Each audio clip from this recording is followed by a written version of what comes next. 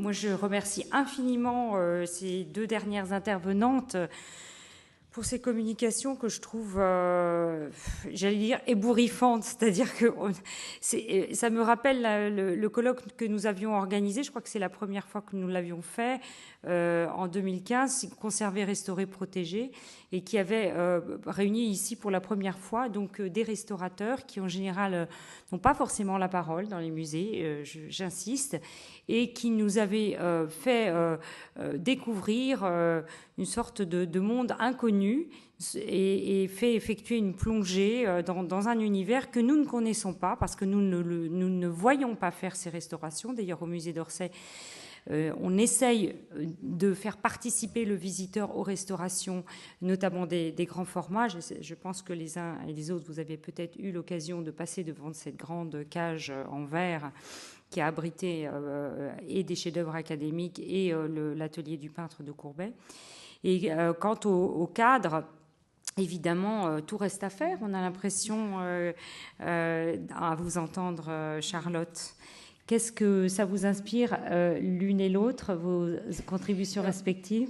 Je disais justement à Charlotte que la question de l'encadrement, pour moi, elle est cruciale. Elle nous intéresse beaucoup au Centre Pompidou. On est en train de se pencher sur cette question, justement, parce qu'il y a eu à une époque beaucoup de disparitions de cadres d'origine pour être remplacés par les cadres américains qui étaient un petit peu à la mode, on va dire, à l'époque. Moi, simplement, il y avait une chose que je voulais, une préoccupation dont je voulais faire part à propos des cadres, c'est que il me semble que le cadre, donc déjà c'est un élément très important parce que même souvent le public profane appelle cadre le tableau. Très souvent, même les transporteurs nous disent vous le mettez où ce cadre, en parlant en fait du tableau, donc c'est assez significatif.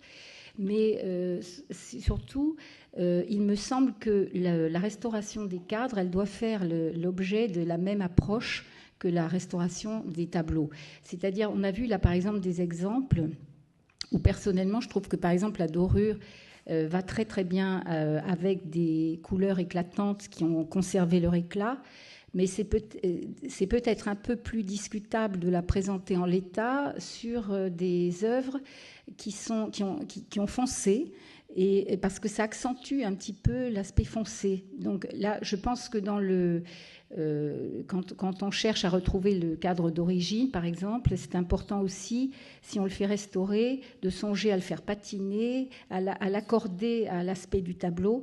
Mais je suis sûre que c'est le cas d'ailleurs, parce que c'est très important de rester toujours au même niveau de conservation, d'état de conservation. Il ne faut pas qu'il y ait un décalage entre le cadre et la peinture. Oui, ben merci. Alors, j'en profite puisque vous m'ouvrez une tribune de rêve pour parler de ce sujet. Alors, il y a dans la salle Isolde, elle est peut-être partie, non, une conservateur ici au musée d'Orsay, qui a la responsabilité transversale des cadres, avec qui on a déjà échangé.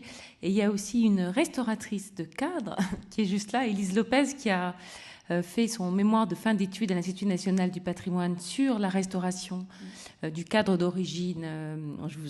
Bon, l'histoire est longue, vous lui demanderez, mais du cadre probablement d'origine d'un tableau de Corot qui est au Louvre. Et Élise travaille en ce moment au musée d'Orsay sur la collection de cadres. Et c'est vrai que le sujet de la restauration des cadres est un sujet qui est très complexe pour plusieurs raisons. D'abord, ce que vous disiez très justement, cette question de l'accord chromatique entre les deux, et c'est de toute façon le sujet du cadre, c'est son rapport à la peinture.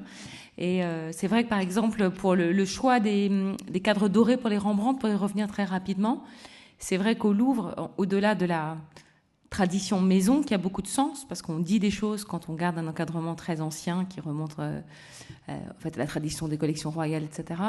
Il y a l'idée, et moi j'en suis assez convaincue, mais c'est très subjectif, qu'un cadre doré, usé, et donc, qui est donc de fait doré et rouge, puisque le bol rouge en dessous est visible, a une harmonie chromatique qui convient très bien, par exemple, à l'abbé de Sabé, qui est avec sa lumière dorée et puis sa palette or et jaune. Mais tout ça, c'est très subjectif, finalement. Donc l'idée, c'est aussi d'asseoir tout ça sur une démarche la plus historique possible et parfois aussi assumer des choix esthétiques. Et alors, en termes de déontologie de la restauration, on est à un moment dans la restauration des cadres qui est vraiment un vrai tournant. Au musée du Louvre, donc, la restauration est faite en général par des artisans d'art qui sont des doreurs et menuisiers, donc ils ne sont pas des restaurateurs. Et la question de la redorure, on a la chance d'avoir un atelier muséographique qui est passionné par ces questions, qui s'intéresse, qui remet en cause ses propres pratiques et qui a aussi une approche très fine de ces questions. Mais c'est vrai qu'il y a tout un programme en ce moment au Centre de recherche des musées de France, de restauration et de recherche des musées de France, pour réfléchir à la question de la redorure, parce que si on redore, c'est valable pour les meubles aussi, redorer un cadre, redorer donc à la feuille d'or avec les techniques anciennes, donc, ce qui serait évidemment la tentation bien compréhensible d'un artisan d'art, avec le beau geste, si vous voulez, que je vous montrais. On voyait une photo de Max Dujardin en train de redorer le cadre de Monsieur Bertin. Le problème de ce geste de redorure, aussi beau soit-il, c'est qu'il nuit totalement à la question de la traçabilité, de la lisibilité de la restauration. Donc comment on fait avec des objets qui ont une valeur d'usage aussi forte que le cadre ? Voilà. Alors ça, c'est des questions qui sont à la fois théoriques, c'est aussi très concrètes, et je pense que ça passe par un dialogue entre restaurateurs, dans le domaine des cadres artisans d'art qui sont dans la boucle, les doreurs, les ébénistes, voilà, c'est déjà... Voilà. Et puis les conservateurs qui sont en charge des peintures, le conservateur en charge du cadre. Donc vous voyez, chaque sujet ouvre beaucoup de questions. Y a-t-il des questions dans le public au sujet des deux dernières communications ? Je crois qu'il y en a une dans le fond de la salle.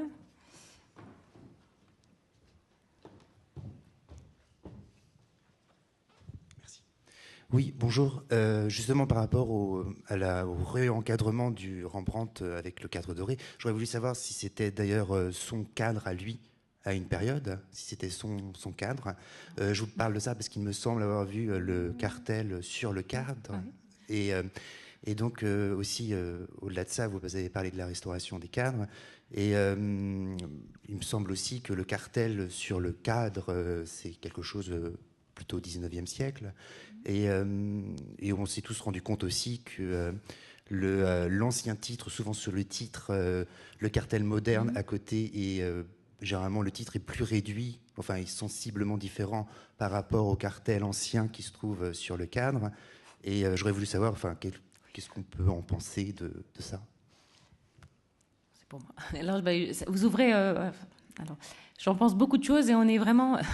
Comment vous dire ? C'est vraiment une réflexion qu'on mène en ce moment et qui est pas simple. Alors, la question des cartels, vous savez peut-être on en a parlé un petit peu tout à l'heure, au musée du Louvre, en ce moment, il y a une grande campagne de réécriture de tous les cartels du musée. Negin Mathieu en a parlé à propos de l'exigence d'introduire systématiquement au moins l'anglais pour un public qui est en grande majorité anglophone. Donc forcément, ces questions-là se posent. Et alors moi, en ce moment, on travaille en ce moment au réaccrochage de beaucoup de salles, notamment des salles... On a réouvert tout récemment les salles de peinture française 17e, et on va réouvrir au moment de l'exposition Vermeer les salles de peinture hollandaise et flamande du XVIIe siècle, donc l'aile Richelieu, qui avait été déployée en 1993. Donc ça pose la question des cartels, contemporains. Mais effectivement, au coup par coup, on essaie de réfléchir, quand on a le temps, parce que c'est là où il y a d'autres facteurs qui interviennent, si on enlève les anciens cartels des cadres, parce qu'ils sont souvent redondants. Alors on a fait une espèce de... Je vais vous dire, mais vous êtes vraiment au milieu des interrogations très pratiques et très matérielles de la vie des œuvres. On a fait une sorte de poire coupée en deux, dont je ne suis pas forcément fière, mais qui est ce qu'on fait dans le pragmatisme. C'est-à-dire que les cartels anciens des cadres, qui sont des cartels en bois, avec des inscriptions à la main, qui ont visiblement l'air d'être des cartels fin 19e, mais on n'en est pas toujours sûr, parce que je vous dirai après pourquoi. Mais ces cartels anciens en bois, on ne les enlève pas. Les autres cartels, les petits cartels en laiton, qui datent des années 30 du XXe siècle, pour la plupart, les petits cartels en carton pabou, on les enlève à condition qu'en dessous, le cadre soit en bon état. Parce que si le cadre en dessous est en trop mauvais état, je ne peux pas l'enlever parce que je n'ai pas forcément le temps de faire restaurer le cadre. Donc, on tombe dans une espèce de cuisine interne qu'on espère la plus satisfaisante possible, mais c'est la réalité de la vie matérielle des œuvres et des collections. Ensuite, est-ce que c'est son cadre d'origine ? Non. Pourquoi il a un cartel ? C'est une bonne question. Je ne sais pas. Je n'étais pas encore à mon poste et je regarderai pour vous répondre. Est-ce qu'on a choisi de mettre le cas de l'ancien cartel? C'est fort possible. Et une chose qui, en fait, qu'il faut savoir, c'est qu'il y a très peu je ne sais pas encore puisque ce travail reste à faire, mais il y a probablement très peu de cadres d'origine dans les collections du Louvre. Alors, d'origine, c'est sûr. Vous voyez, je vous ai montré d'ailleurs même ce que je considérais moi comme en dehors des cadres d'artistes que vous avez vus. Par exemple, il y a beaucoup de très beaux cadres Louis XIV qui sont très précieux et très importants, mais qui ont été posés au moment d'entrer dans les collections de Louis XIV, de tableaux du XVIe siècle, du début du XVIIe siècle, notamment tous les Italiens début XVIIe. Donc en fait, cette histoire, elle reste à réécrire et elle est passionnante. C'est à la fois essayer de retrouver, parce que parfois on les a en réserve, les cadres anciens, les cadres éventuellement d'origine peut-être, mais pas sûr. Essayer de retrouver, retracer la succession des cadres, parce que ça dit beaucoup de choses sur comment ces tableaux ont été présentés, vus, compris, mis en valeur. Voilà.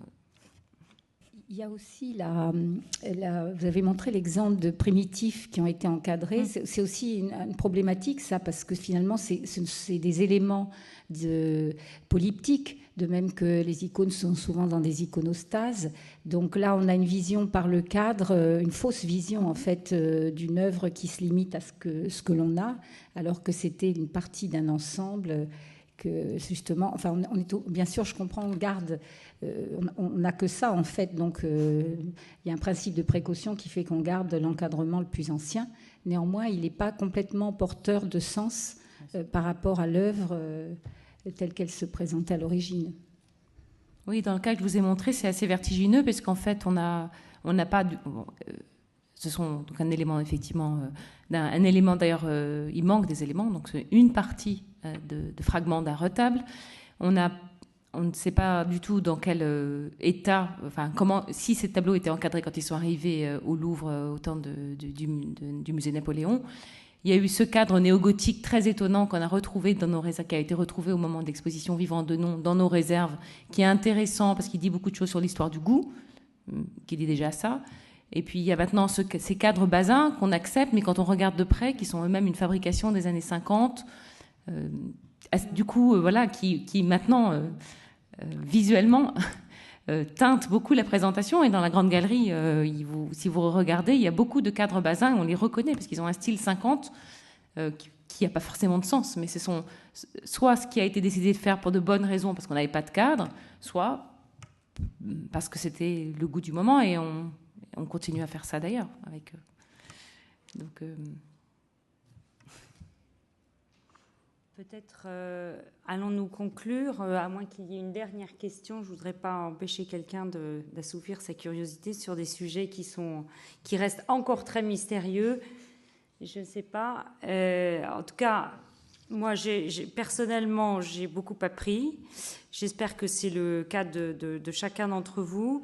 En tout cas, on a appris que les œuvres ne sont pas tombées du ciel, comme les icônes, mais qu'elles sont bien faites de main d'homme et qu'elles vivent des choses très belles et très terrifiantes aussi, que vous nous avez tous montré dans vos interventions aussi différentes les unes des autres que notre regard a besoin d'être vraiment enrichi par les connaissances qui sont aujourd'hui à notre disposition, grâce aux résultats des recherches historiques, mais aussi grâce aux moyens technologiques qui sont mis à notre disposition aujourd'hui.